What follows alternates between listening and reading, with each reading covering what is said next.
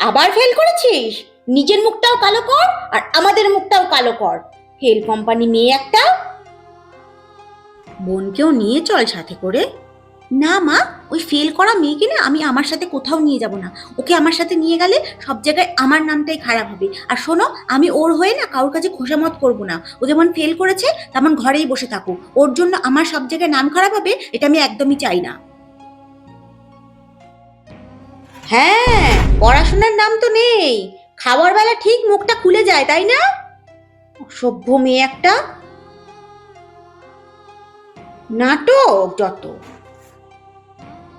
রেজাল্টটা তো ভালো আসলো না, টিভির রিমোটটা ঠিক হাতে উঠে গেল।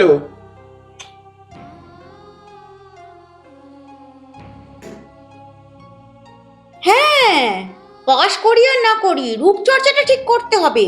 উলঙ্গর মেয়ে। বসে বসে পড়তে কষ্ট হচ্ছে বুঝি?